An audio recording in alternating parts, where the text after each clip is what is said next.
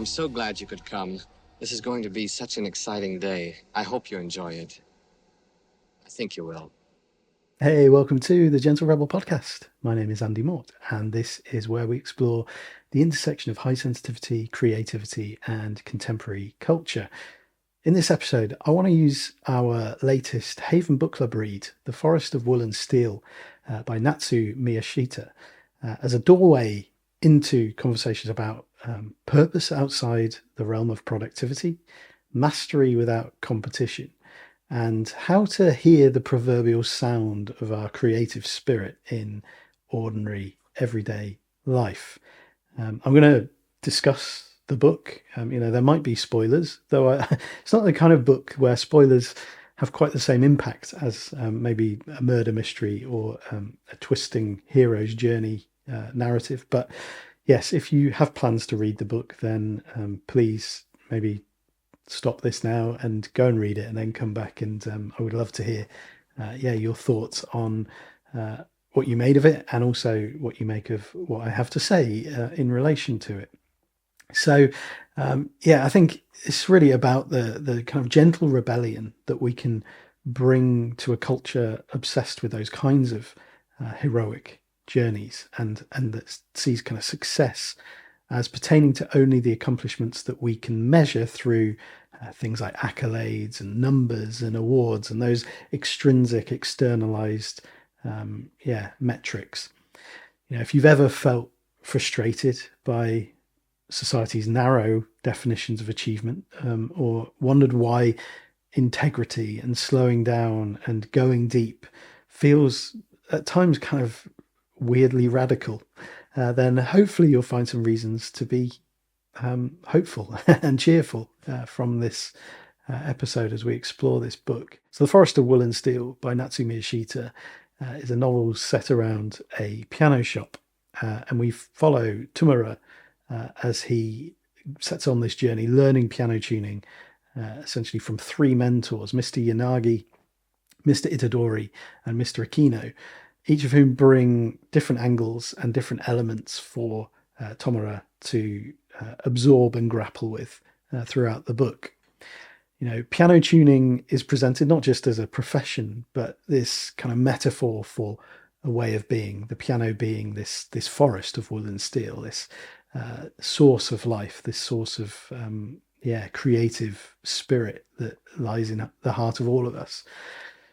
And so, while pianos, obviously, it's the literal subject of the book.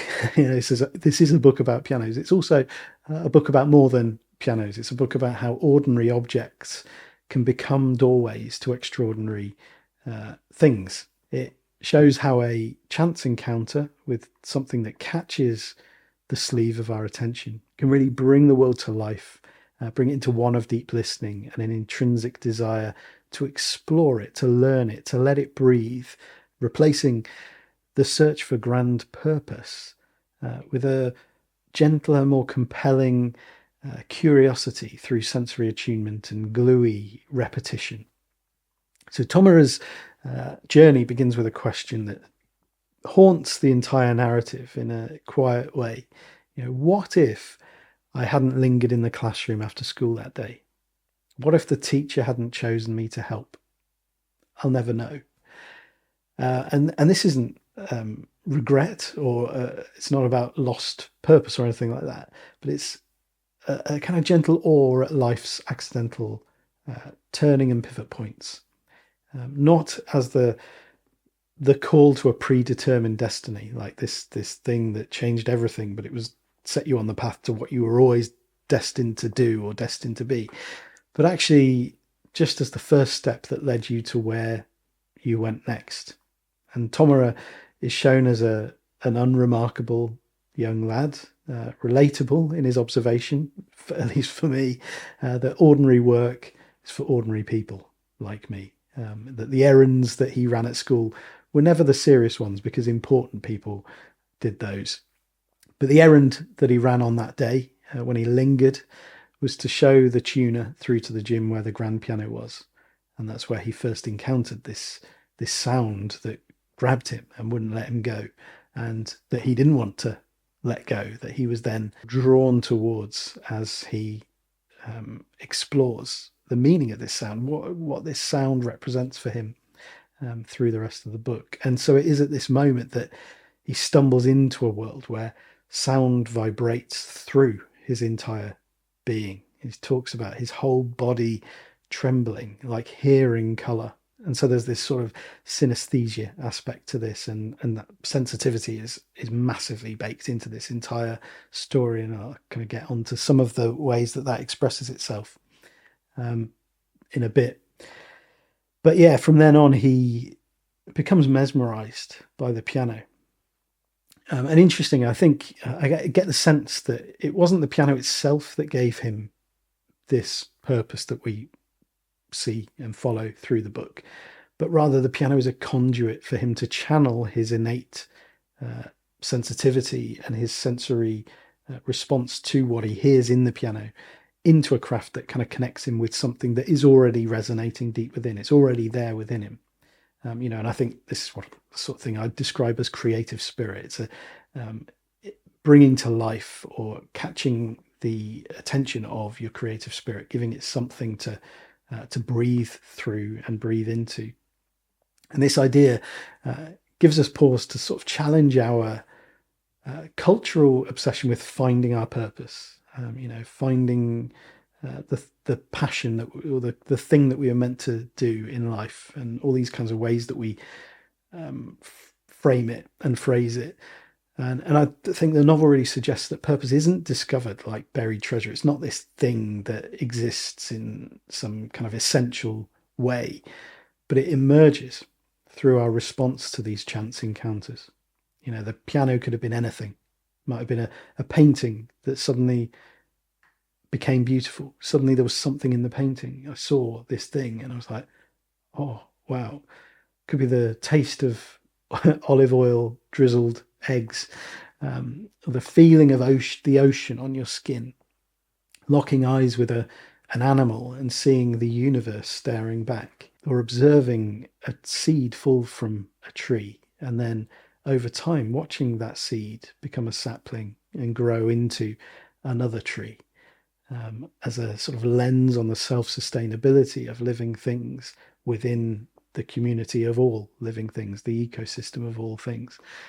What matters isn't so much the object, isn't so much that pursuit, that particular thing, the piano, but the quality of attention that inspires. As Tomura reflects, how wonderful it would be to play the piano and express the sound of the forest, the night, all manner of beautiful things. These are all entrances to the same forest, our forest, the playground of our creative spirit. And there's many ways to go into it. Some critics are kind of reading a lot of the reviews on like Goodreads and Amazon, and I keep seeing these words, slow and uneventful, accompanying a 1, 2, 3-star review. But I feel like some of these really miss the point. To call it those things is correct. It is slow, it is uneventful, but to call it those things through the assumption that they are problems is to kind of miss the very purpose of the book itself. We certainly don't see a traditional Western 3-act structure in The Forest of Will and Steel. It contains no great conflict, no villains, no competitions, no triumphant return at the end. And I think that's the point. And I was wondering, how would this be if it was conforming to that faster paced or more eventful narrative, if it was to give people that thing that they maybe are looking for, those people that are sort of reviewing it in that way. And maybe in Act 1, we'd meet a restless rural boy, Tomura, who is living in his brother's shadow. He doesn't fit in. He doesn't want to follow in the footsteps of those other villagers, none of whom seem to ever leave. It all seems very mundane and boring. And one day at school, he hears a virtuoso piano player doing a recital, and he is mesmerized by it and falls in love with the piano. He's desperate to make that same sound. So he tries to learn. He gets lessons, but doesn't do that well with his lessons. And then a wise old piano tuner overhears him playing, trying to get the piece that he's learning in this lesson. And what he actually hears is him obsessing over the different tones that the piano makes. He's noticing, okay, depending on the velocity of the keys and how hard I hit things and how I use the pedals, there's these different tones emerging. And then the tuner stands at the door and says, "You're going to make a lousy piano player, but I can tell you've got a special ear for this instrument." And then in Act 2, we might see Tomura apprenticing under that piano tuner, let's say Mr. Yanagi, as part of a competitive environment. So this shop will be a competitive place where status comes from working the high-profile jobs, and you get selected for the ones that really matter, depending on where your status is in the hierarchy of the staff. There's another apprentice tuner, who may be a little bit older than Tomura, a bit further along, and he gets pretty envious when Mr. Yanagi picks Tomura to tune the piano at a recital that he is unable to do for some reason. Maybe he gets ill or whatever, and then he passes it on to Tomura rather than this other apprentice who feels like he deserves it because he's been there longer. The recital goes disastrously. The pianist storms off the stage, and Tomura is left very exposed and vulnerable, having completely messed this thing up. And he is at a crossroads. He's ready to give up. And as he's on his way to hand in his resignation, which means, pulling out of the National Piano Tuning Championships at the end of the month as well, he notices something odd, which points to a clue. And shows the fact that, maybe it was actually this rival tuner who sabotaged the piano that he had tuned in preparation for that recital. And so at that moment, he tears up his resignation letter, and this got personal. And then we see this nice tuning montage. Tomura is preparing for the competition. And then in Act 3, we see he wins this competition. He exposes the sabotage and then gets his own desk in the shop where he drinks out of the world's best tuna mug with a big fish on it. I don't know. And the other guy somehow gets his comeuppance, whatever that would look like. Maybe something like that. That feels like a pretty familiar structure. Feels good. You get your happy ending, all of that stuff. But Miyashita doesn't go for that.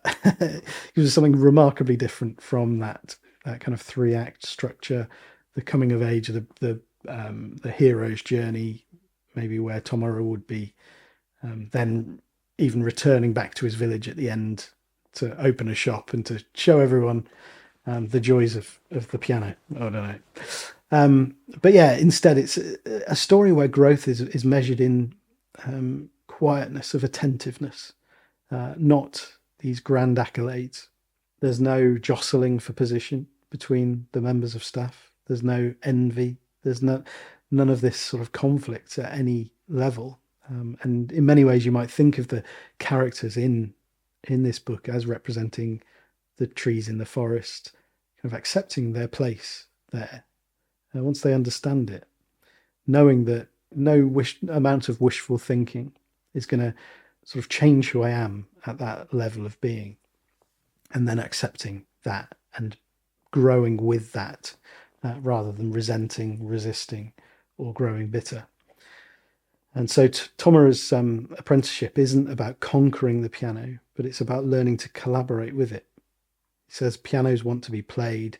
They're always open to people and to music, ready to shine a helpful guiding light towards worldly beauty.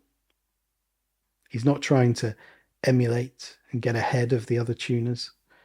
He's finding his own voice through learning, through repetition, through questions, through experimentation, and through the feedback that he recognizes and receives. It's not something that he stumbles upon or has bestowed upon him because of some symbolic set piece that communicates to everyone that he has made it. His mastery isn't linear, it's ongoing, it's seasonal. He learns that brighter has many shades of meaning, and that tuning is less about technical perfection than about gingerly extracting beauty, careful not to damage it. And so the book really normalizes sensitivity in ways that I really love to see. There's many examples of this. And yeah, to pick a few that particularly spoke to me when I first read the book, there's when Mr. Yanagi asks Tomura to tune the piano that Kazuni is going to play at his wedding. And his immediate response is, no, I can't do that. Surely there's somebody else that can do that. And this immediate refusal shifts gradually once he starts to process what is being asked, this invitation, this opportunity, this request. And he allows that to reach the receptive realm of new potential within him. He is ready to then say, do you know what, actually, of course, yes, I'll do that. And this is something that I know a number of highly sensitive people recognize. This is familiar for a lot of people. Often that immediate rejection of the idea of an invitation or an opportunity, and it'll be like immediate no. But then with time to integrate what that might mean and to process, to absorb, then you start to be able to reimagine things so that, okay, no, that makes sense. I can see how that would happen. I can see how that will work. And then it makes sense. And you're ready to be like, yeah, no, actually, I will do that. Or no, a proper no, an informed no. And we don't, in that phase, it's no good, like, kind of trying to convince or push or persuade, because it's not that kind of deliberation. It's no, I need to process and get used to it, and sort of understand what that would look like if I was to say yes to it, and then from there can make a decision, and we'll get to a decision. There are other quotes that speak to me in kind of similar ways. The idea that the road ahead was steep and long, and I had no firm idea of how to achieve my goals. And so, this might be read as okay, you need to get specific. You need to find some measurable ways of going after your goals. And actually, this is enough. Like, this is accepted as, I didn't have any firm idea of how to achieve my goals, but I knew the path that I was on, and I was ready to move along that.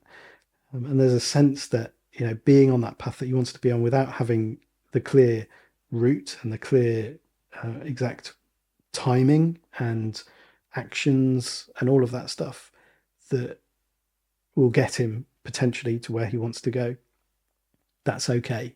That's not a problem.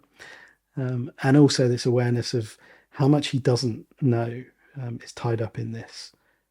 Perhaps there's an over focus on this side of it. I know people get frustrated with Tomura and with some of the thoughts that keep coming up, the self-doubt that really does infuse a lot of the book, and the tangled thinking and the overthinking. But I think, within that is this sense of, there's so much to know. There are so many dots that could be connected. There are so many ways to approach this, and we see this in some of the clumsy things he says to clients that actually make them believe that he has no ability, because he is sort of presenting the nuance, the grey, the way that there is no absolute, is a key part of this. Like, there is no absolute perfect sound, or even for a single piano, there is no absolute best way to tune it. And so, there are times where he says too much to kind of erode the confidence of people in his abilities. And on the sensitivity thing, Yanagi as well has a real deep relationship with his senses. And there's this, it just felt quite amusing, this encounter with Yanagi's fiance, who's telling Tomura about how Yanagi would feel sick whenever he spotted a payphone, and he'd go straight home to bed. And he needed time to recover from seeing billboards out in public. And then his sort of salvation from this, or his way of managing this, is metronomes. He loves metronomes. Maybe the tick-tock rhythm of a metronome, something that brings a sense of order to his world in some way. And I love how this just sort of comes up and it is left just lingering in you as the reader. And there's also the contrast between the twins, so Kazuni and Yuni. So although they looked exactly alike, the piano was a completely different instrument in each of their hands. And so this idea of sensitivity being part of tuning the piano itself, getting it right for the player, for the environment, for the occasion, not over or underdoing it based on your preference, kind of that big picture of attuning and tuning. And also, yeah, just no one like pathologizes any of this. And I think it's really great to see, sensitivity isn't praised as a superpower and it's not lamented as a flaw. It's just simply part of people. And it shows up differently in each character. And it's just expressed and explored in ways that make it really, really ordinary. And again, it's that the extraordinary comes through the ordinary. And the sensitivity is rooted in a very grounded, normal image of what it means to be human. Tomura also embodies this concept of mono, no aware, the bittersweet awareness of life's fleeting beauty. And I really feel this is something that's, present in me a lot. The beauty of yearning, the fleetingness of a sound that sweeps you off your feet. I saw a quote someone had posted a few days ago from the Iliad, and it kind of resonates with this idea. I was like, oh yeah, there feels like a parallel here. And that is, any moment might be our last. Everything is more beautiful because we are doomed. Which might feel bleak at first glance. That might sound quite morbid, but I don't think it is. I think it's speaking to, when we put it in the context of the Forest of Wool and Steel, it's speaking to what gives ordinary moments the potential for extraordinary depth. It's where we find meaning in its fleeting beauty, in the small encounters, in the sensations, in the observations, right here and now. The fleetingness of the sound in your ear, of being in the environment that you're in right now for this passing moment before the next one comes and goes. And that can be a real source of beauty if we let it be that. As I said, Tomura's journey to becoming a piano tuner really subverts every expectation that we might hold of the heroic apprenticeship narrative. There are no competitions, there's no rankings, we don't see there's no sense of who's better or worse. There's an appreciation for the different sensitivities and skills that each of the characters brings. But there's no huge dramatic test of the skill. Things just happen and then they stop happening. And his education unfolds like the changing seasons. It's gradual, it's inevitable. You feel like you're getting somewhere, and then you go back and maybe there's something else that needs to be learned. And this is all inseparable from daily life.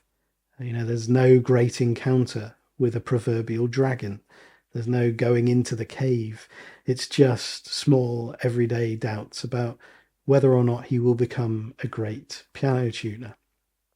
And this very question of greatness becomes something to really ponder and really grapple with, because it becomes a question not of being the greatest or of being better, of climbing above others in the rankings, but of learning the skill to tune what is in your head, turning that into what blossoms in the world. And so his question, how long does it take to become a great piano tuner, isn't about the length of the apprenticeship. or how will I know how long will it take until people trust me? How long until the very best venues, the very best pianists use me as their tuner? It's actually a deeply personal reckoning. How long until I can make the sound that I heard in that gym that day?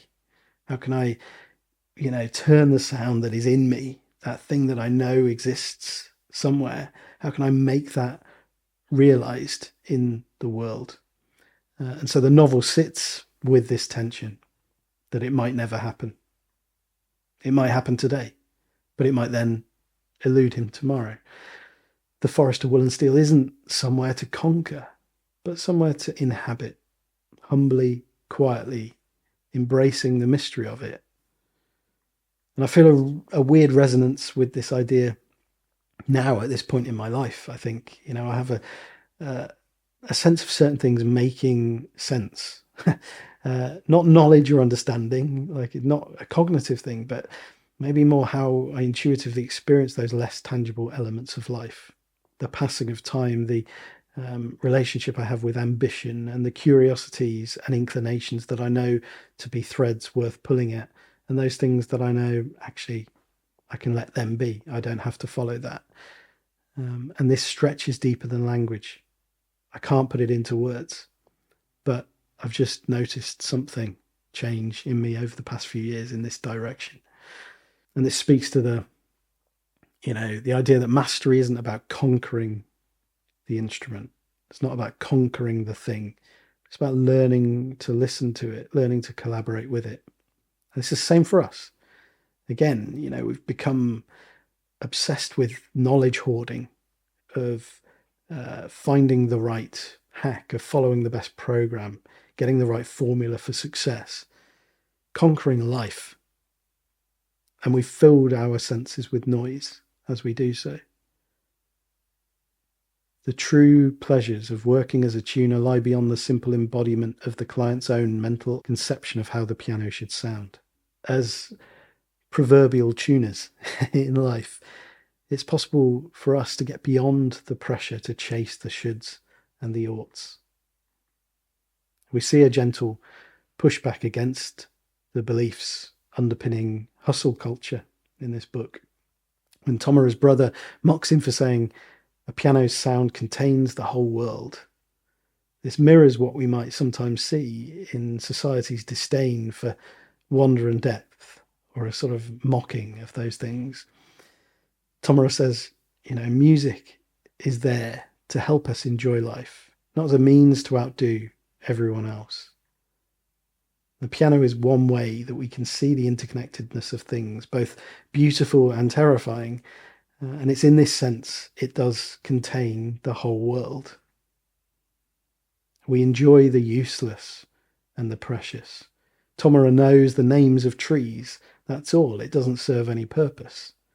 Yet these useless things, trees, boiled eggs, drizzled with olive oil and a bit of salt, the glistening of the world as the morning sun rises, these are all sights of everything, of the whole world is encapsulated in these things. And they stand counter to words such as correct, useful, and wasted, which in many of the contexts that we might say them are neither helpful nor true. In the mundane, the normal, the nothing muchness, we find the forest's true depth. As Tomura learns, it felt to me as though nothing was a waste, but at the same time, everything was on some level a colossal waste. And it's this paradox, this contradiction, where meaning lives. And we see a radically different relationship with a lost dream. Mr. Aquino, for all intents and purposes, failed pianist turned tuner, reflects, I had a good ear, so I could sense a world of difference between the playing of a first-class pianist and my own efforts at the keyboard. I always felt there was an unbridgeable gap between the melody I heard in my head and what my fingers produced, and I could never bridge that gap. And Tomura then says, But thanks to all of that, an excellent piano tuner was born. I thought he was going to scoff, he says about Mr. Aquino's reaction, but instead his face broke into a wide grin. And so, in many ways, it was the skills that would serve him as a piano tuner that helped him reach the conclusion that while, letting go of that dream is going to be painful, he was also able to accept it. He was able to, move into that life as a tuner, which wasn't a concession. And I think the book does a great job in bringing a kind of horizontal, non-hierarchical perspective to the roles that are embodied by the characters in it. They're all in service of something greater than themselves. There's no ego. It's just music. And in this sense, it kind of crushes the myth that only the exceptional matter, and that there's an agreed on hierarchy where some people are more important than others because they are good at certain things. An object that holds no value to many people can to someone else be utterly precious. And so the critics' dismissal of the book as nothing happening, I think, also reveals a cultural truth that we've, in some cases, forgotten how to attend to anything that doesn't yell, that doesn't make a huge, clattering, hyped up sound. But the novel's plotlessness is its radical thesis, that meaning emerges through fidelity to small moments, not manufactured crises. Like a client demanding, can you make the sound brighter? We might miss that this isn't a story just about tuning pianos. It kind of is the piano. And we're being taught to listen through our engagement with the book itself. How much do we say, just make it brighter, because we're afraid of looking into the darkness and into the depth where we can encounter all kinds of unexpected beauty? No sound is absolute, as I said earlier. Just because everybody does it in that way, it still doesn't mean it's the absolute best. It doesn't mean it's correct or right. Trust your ears, listening through your body rather than using the barometer set by others, by the crowd, as the kind of benchmark for what is acceptable, for what is good, for what is important. This demand for brightness is reflected on as infecting society. Everyone just jumps to thinking that they want a brighter sound. If something doesn't quite sound right in the piano, can you make it brighter? That's the the sign of someone who doesn't really know what they're talking about, as they kind of depict it in the book. But it's also, yes, this surge towards brightness being the desirable thing. And maybe this is a comment as well on our obsession with positivity and how this is impacting the sound of everything and everyone in wider society. Positivity keeps us striving for the next thing, for growing more, for kind of externalizing everything. But tuning is about repetition, and it's about returning. It's about retuning. It's about looking into the forest of the wool and steel beneath the lid of the piano. Tomura is told, you spend a lot of time tuning the pianos in the showroom. It's a lot better than not doing it, but it's time to move on to the next level. And this next level could be interpreted as like you need to sort of up your status, or you need to kind of, the prestige that you are owed or deserve is only going to be acquired by getting out of the showroom and tuning other pianos. But actually it's about deepening the ear's vocabulary.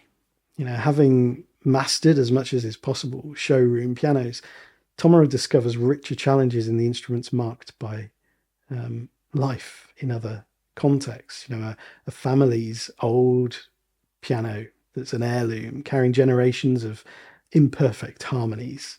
It's gone into disrepair, perhaps. It hasn't been played for a very long time. A concert piano shaped by countless hands. Growth here means expanding your capacity to respond. It doesn't mean climbing the corporate ladder. It's an invitation to hear even more of the sound that you love so much.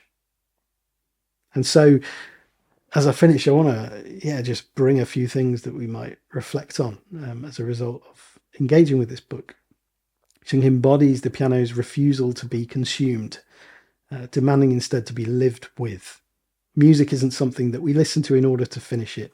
We've talked about that many times. It's not about getting to the end, like with dancing. You don't dance to get to the end of the dance. It's about being with it. It's about being part of it. And as we see at the end, those of us listening to the piano that someone else is playing in a room make a difference to the sound itself. As the room fills with bodies, with people, that affects the sound. That affects how everybody hears. And so even as listeners, we are not mere consumers. We impact what we experience by our presence in relation to it. And that also impacts how others experience it, and others impact how we experience it. Where else might this apply? I don't know if any other situations might come to mind as you think about that as a metaphor. And the second thing is attention. Are we afraid of slowing down, of listening? Are we viewing the world through a set of assumptions about what it ought to be? Things happening, action, twists, drama, conflict, enemies. Do we seek those things because actually the urgency and the hurry have a familiar feel to them, despite the fact that we are desperate to slow down, we are desperate to live a less dramatic life, but actually we end up reaching for those things because they are familiar, because they have a kind of maladjusted safety baked into them. And finally, to be with the end of the story where we find a quiet continuation, the big finale. Tomura says after successfully tuning the piano for Kazuni at Mr. Yanagi's wedding, I'd adjusted the pedals so that they would be a touch more sensitive. I trembled at the thought that I had learned something new. And that's really it. And I love this image. I love this as the pinnacle moment where he's trembling with a sense of excitement at the thought he has learned something new. Do you recognize that? I certainly recognize that. The feeling of learning something, trying out an idea, having an idea, trying it out, seeing what happens and being like, it worked.